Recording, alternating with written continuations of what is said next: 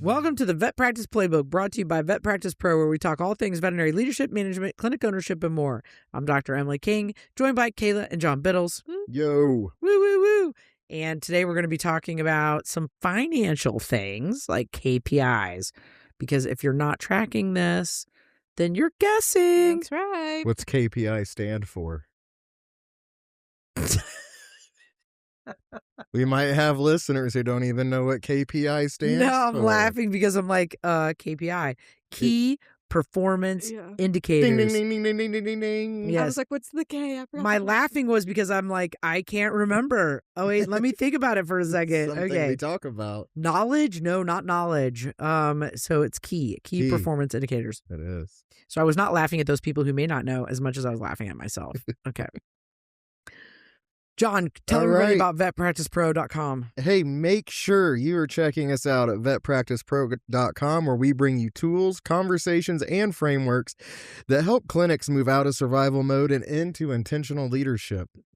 Also, make sure you're on our email list, follow us on social media, and don't forget to join our Circle community. Kayla, you want to talk about Circle community today? Sure. So Circle is an app you guys can download and join. It's just filled with veterinary professionals where you can ask questions. You can let us know if you had a good day, bad day, if you need a recommendation on a medication or anything like that. It's an open communication board, essentially. So make sure to follow us on Circle. Check it out. And I think, Harrison, are we right in thinking you also post podcast stuff on there? Yep. So you can find the podcast clips there as well. Perfect. Okay, so on to the main play. Let me ask you a question. Do you feel busy in your clinic but still wonder, where's the money going? Where is that? Where's the money going? You're seeing patients all day, your team is working hard, your schedule's full, but at the end of the month, you're either stressed out about finances or just unsure if you're actually doing well. I spent many a day like that. Yep. Where I was like, will we have enough money to make payroll? Yep. Will I be able to buy? No, I'm just kidding. That's what I was always asking. Richie was always saying, do we have enough money to make payroll? You know what was interesting is that he would have down to the day, he'd be like, by day 18, business day 18, he'd be like, we'll have all the bills paid for. And then days, usually there was about 20 business days in a month because we weren't open on Saturdays and Sundays. So some months it was 21, some months it was 20, right? Am I remembering that right? And then, so he would know by day 18, everything will be paid for. And so then 19, 20, 21, but on those months where you didn't because there was a holiday or whatever, COVID stress. Stress came into the picture for sure. Here's the truth. If you're not tracking your numbers, you're guessing. And you got to measure it in order to track it, in order to get better at it. So, and in veterinary medicine, guessing leads to burnout, underpricing, and chaos. Today, we're breaking down the key performance indicators, KPIs, that every veterinary clinic should be tracking, what they mean, and how to actually use them without overwhelming your team. Now, I will say the ones that we have listed are your basic ones, right? So like if you're just starting out and you haven't put together any KPIs, these are good ones to start with. There are some more advanced KPIs that you can get into that can even give you more information. So I'm just putting that disclaimer out there that good. There are additional ones that are more in depth. Yep. So absolutely. Set goal, meet goal, repeat. Yeah. What is that famous saying about if you can't, I got to look it up now. It's going to bother me. Quote about measuring, like, what is the quote? Quote about, let me look it up. Measuring goals, something. Oh, what gets measured gets done. That's fair. Yep, I can see that. So if you can't measure it, you can't improve it. There you go. Yep. And just because you can measure it doesn't mean you should. So start measuring. Right. Some things aren't worth measuring. And especially as you get more advanced with your KPIs and your dashboards, you might ask if you have a leadership team, one of your leaders to be measuring something, and it's a total freaking waste of time. Don't, just because you want to know doesn't mean that it's necessarily valuable for that person to be spending their time creating that information for you. So that's also a disclaimer. Yep. It's good. I just did that this last week. I had to put together this whole entire spreadsheet that I felt was not value added, busy work, but there was a leader that someone above you wanted it. And I literally, it was the end of a very long week where I'd worked extra and I presented it. Here is the completed dumbest project you've ever asked me to do. Did you say that? I did out loud. Good for you. It came out, but this is the dumbest thing you ever asked me to do. But it's done. But it's done. Here you go. Just so you know, now you have the information. I hope you feel better. It wasn't quite like that. But deep down, John, that's exactly what it sounded. Oh my gosh. Okay, so why do KPIs matter? What, Kayla? What do you think? Well, it gives you clarity and you know if you're really busy, if you're doing well, if you're not doing well. It's like, I always think if you're not tracking your finances at home, how do you know how much money you have? Yeah, it's that veterinary gut feeling. Yeah. Where you're like, I'm doing great. Yeah, and then you look at it and you're like, oh. I'm not doing so well, right? They joke about that with veterinarians thinking about their compliance numbers, like and having the feeling of like every client's on heartworm and flea prevention, and then they go and check and their compliance is like 10%. Yep. So 10% of their clients have their pets on. Yeah. And I think usually when you start running reports, you think they're going to be much better than what they actually are. Yeah, exactly. Oh gosh. So I think one of the things that we'll see is that clinic owners or managers making decisions based on feelings, like you were just mentioning. So, we're really busy, so we must be doing well. Yep. Meanwhile, you're spending all the money, or it's just falling away somewhere and you don't know where it's going to. Clients are pushing back, so we can't raise prices, or my team is overwhelmed, so we need to hire. That's a big one. Yep. Hiring, like throwing people at the problem. Yep. I think that your KPIs, you're constantly equipping your team. And I picture just like because I'm a dude, like a fighter jet. Like you're constantly loading that thing up with ammunition, checking it, making sure it's ready. But if you don't have KPIs, what is your team ready for? What are you shooting for? What are you after? You have to have measurements of success to celebrate wins or focus areas of downfall.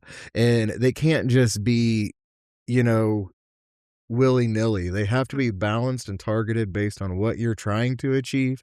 But before you set these KPIs, you have to define what health looks like. You're worried about, hey, am I doing great? What is success? Am I successful? Are we doing well? Well, first of all, what's that look like and how do we get there? And then second of all, how do we set goals around it that are just absolute, without a doubt, indicators of clear information that yes or no. You got to turn your success into as much of a yes or no question, or you need to be able to speak to it with the information you have to your team.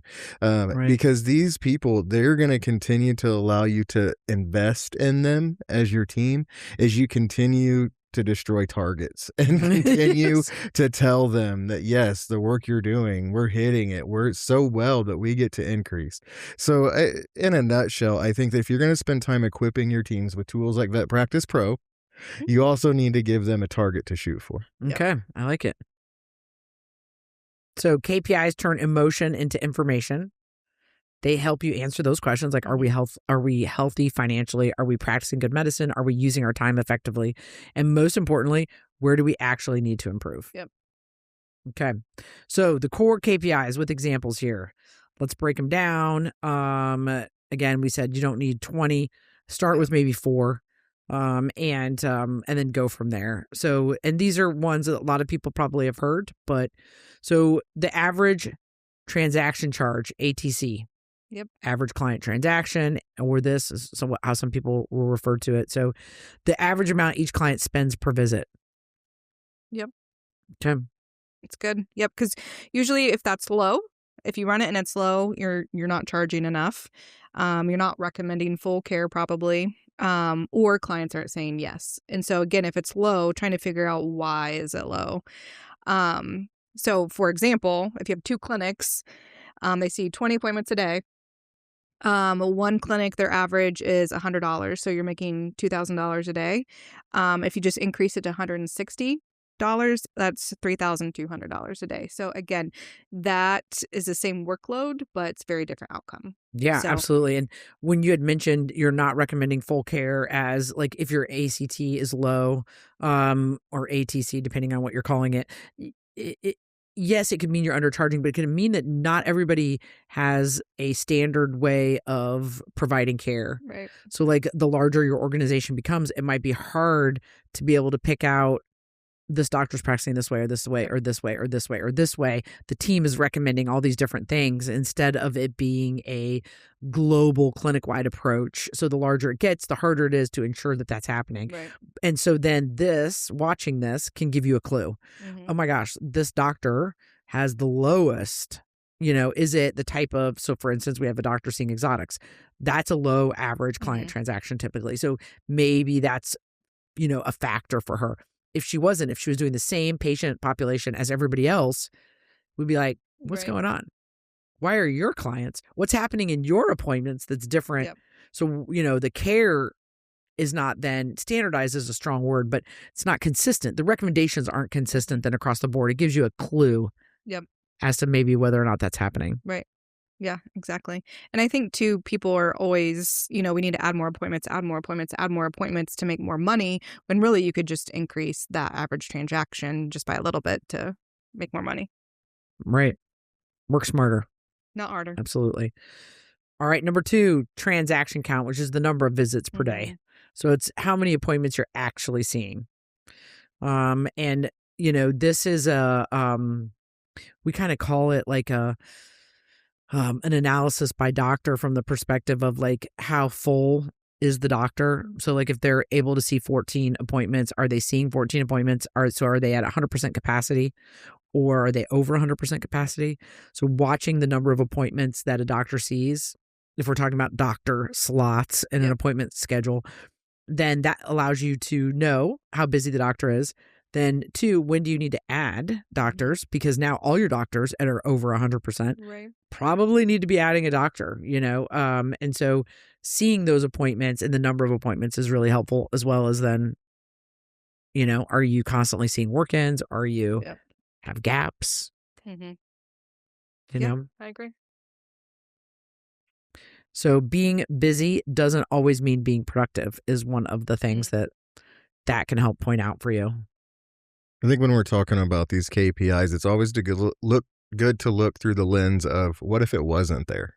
For us, it's very easy to speak to, this is what it's like when they are there.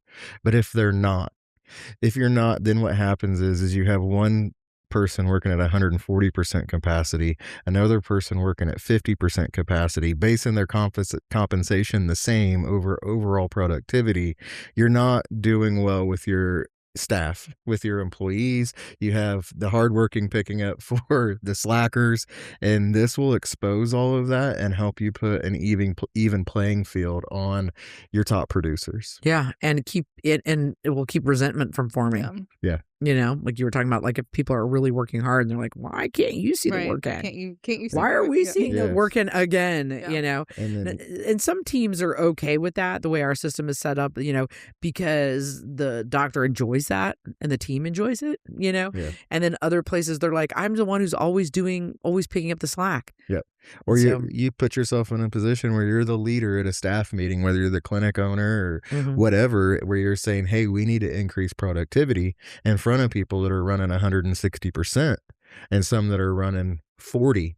And eventually that frustration from your top performer is going to come back on you as a leader for allowing that inconsistency. Yes. It will start, they'll be frustrated with the low performer. But if you don't manage it and you don't level it out and you sit out there and you say a blanket statement of we have to hit this KPI, next thing you know, you've lost trust. And you're the bad guy and the frustration's at you. So be sure you're using these tools to your advantage as a leader to help hold people accountable. I like that. That's a really good point. Okay, number 4. Kayla, do you want to do number 4? Did we do number 3? Do we do number 3? Oh, no, we didn't do number 3. Sorry. Which we do kind of number talked 3. about. Revenue per doctor or per day. Mm-hmm. So really just how much the doctor is producing, which you kind of already talked about. Just making sure we, don't have inconsistencies between doctors, scheduling, staffing, making smart decisions on how to schedule all of that, and then highlight training opportunities. So it's not really about shaming the doctors, but really how to support them and make them be able to do their best. And there's a second KPI that you can move past this revenue per doctor, which is like a service mix KPI. So it shows you where the money's coming from for that doctor in their appointments. So 20% of their, transaction is product and 80% is, service or vice, whatever it might be. So you can start to see where there might be some issues with a veterinarian from the standpoint of feeling confident to make recommendations or perform services, or not feeling like they don't have time to do that. Right. So, okay, then what's happening in the schedule that they don't have time to talk to the client about these are the recommendations. So that service mix is like another level up as far as like a KPI that you can use. Yeah, that's good. And I think it's good not to silo your KPIs. They need to work intertwined to an extent of, sure, you might have the veterinarian that sees 10 more clients a day than everybody else, but are they doing it right? Mm-hmm. Are they really providing, look at their customer satisfaction scores if that's a target that you're looking at, Mm-hmm. or look at the amount of revenue they're generating. Are they not spending enough time, like you said, referring the right care because they're just plowing through appointments? Just because they're smashing one KPI does not mean that's the total reflection of their performance. Yeah. And I really think that you can use in this tool the information that'll provide some of your best people that are working towards a KPI. Use those people to teach other people that might be lacking. You don't have to do it all as a leader. So I know I'm coming at KPIs, not so much something you should watch to determine success, but really a tool in your tool belt to help coach and your performance on your team. Yeah, well, and then it takes the feeling out of it. It's measured. Yep. Yeah. This isn't about you this is an actual measurement. Yep. I'll never forget when one of the associate veterinarians was like, I feel like I'm not producing something, and it was just a feeling. Yeah. We went and pulled the numbers and we're like, you're fine. Yep. Yeah. Like, it's just a feeling that you're having for whatever reason. You were on vacation 2 weeks ago and this person laughs at herself because she's known for this. And so, she'll be like, it's probably just a feeling. And I was like, well, let's look at the numbers. Yeah. Then you'll know and you won't have to have the feeling anymore. So they are great for that. Again, removing the emotion out of the scenario. Right. Okay, number 4, compliance rates. Yep. So this is big for both patient care and revenue. So we're talking about like heartworm prevention, flea and tick, dental, your injectable products that require repeat, use. So Librela, Cytopoint potentially, like these products that have to be continually used. Yep. So if clients aren't saying yes, it's usually not about money. It's about understanding why they need to continue the treatment. Communication that like, I can't tell you that how many people have been like, oh, I wish I didn't know. Like I've used ProHeart 6, say before ProHeart 12 came on the, and it's like, oh, I didn't realize that I needed to give that year round. Or the oral product was when they really said that. Yeah. They'd be like, oh, I need to keep giving that after their puppy visit. Yes, you do. Or in the winter. Yeah. So, people don't know what they don't know. Yep. And so this KPI tells you how well your team is educating clients. Yeah. Okay, 5, labor cost percentage. Kayla, do you want to talk about this? Sure. So this is how much of your revenue goes to paying your team, which is always a fun topic. We need Richie here. Right. So yes, the typical target is between 40 to 50%. Again, varies. Whatever clinic you work at could be different. So why this matters. So if it's too high, obviously you're overstaffed or underpricing. If you're too low, your team is overworked and probably burning out. So this KPI helps balance profitability and your team culture and well-being. So it's a really great one. And it's the largest expense. Yeah, that's why to a practice. You have to pay attention to it. Every time I teach human resources, I'm like, we teach this because humans are your greatest resource. You spend the most money on it. You can't do it without them. And they are your biggest investment. Yeah, it's crazy. And I do think, though, this KPI, you have to watch, like Kayla was talking about, if it's too low, if it's too high, understanding there's going to be seasons in your clinic where you need to staff up, where you are increasing, like you got a remodel come in or you're moving into a different facility. So you do need to staff up for that. Or Richie was talking about it on a past episode where you guys have, it's almost like, what is it? You use cadres or a group where you hire a doctor, you hire the assistant, you hire the vet tech, that team. And sometimes you may have that team on board being trained before they're being productive, before they're contributing to the productivity and the revenue, and understand that you may have some months where you fall back, but for the most part, you should follow this pretty close to stay healthy. Yep. I agree. What do you guys think are some common mistakes that people make when they start with the KPIs? Trying to do too many at once. Yeah, tracking too many numbers. I would say that would be like, because otherwise it's just noise then. Yeah. It feels like noise. And then I would say also, like, don't look at them. Like some you could, so like we always did a weekly dashboard, but that can look really noisy if you're not careful. If you're looking at something like payroll, you might need to be looking at it every 2 weeks. And then again at the end of the month. So you need to look at it so you can make adjustments, but you don't want to be looking at it like every day. Like it's just too noisy. Yeah. So I think another big mistake is when communicating with your teams, do not use the KPI as a why. It is never a why. We're doing this. We're asking you to do this so that we can hit a target. No. Why is that the target? How did we get to the target? The KPI in and of itself is not the why. It's just a measuring stick. A measuring tool. And you have to connect your teams to whys, because they will not work for too long or sell out themselves both personally and spiritually to that job because you just set a target and said shoot. Yeah. When I think too, making sure your team knows the targets, knows the goals, you can celebrate the wins. And if you're not hitting a win, okay, what can we do to get to the win? Just making sure the team's included in everything. Absolutely. Okay, so where do people start, do you think? What's the plan? Give them a plan, Kayla. I would pick, you at least need to start with something and to really, it's probably the average client transaction or the average, the ATC, whatever you guys use. And again, to me, also staffing. If you're not measuring your staff percentages, is probably an easy one to start with too. So track, like you said, track them weekly, track them monthly, and just don't get overwhelmed with anything, and just one step at a time. And what small improvement can you start with? Absolutely. Because small, consistent changes are what transform clinics. Yep. Not massive overhauls. You got it. Consistent. It's a word that we talk about a lot because consistency is the thing that leads to success. Yeah, so absolutely.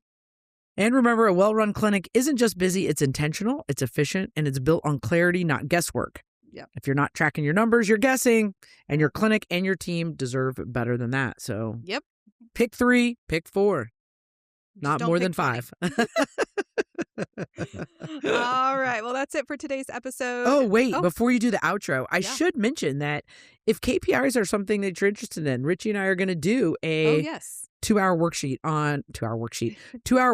on KPIs and building them, and then also building a dashboard that then you can use to plug these numbers in so you can track them and print it and talk about it with your team or your leadership group. Yes, it can be very overwhelming to start from scratch with reports. So again, reach out to us. We're here to help you. We're just be on the lookout. We're just a bunch of tools creating tools. That's right. Exactly. All right. So that's it for today's episode of the VetPractice Playbook. We hope you got a few plays to use for yourself or for your clinic. If you enjoyed this conversation, share it with others, leave us a review, and check out vetpracticepro.com for tools and courses that can take your clinic to the next level. We'll see you guys next week.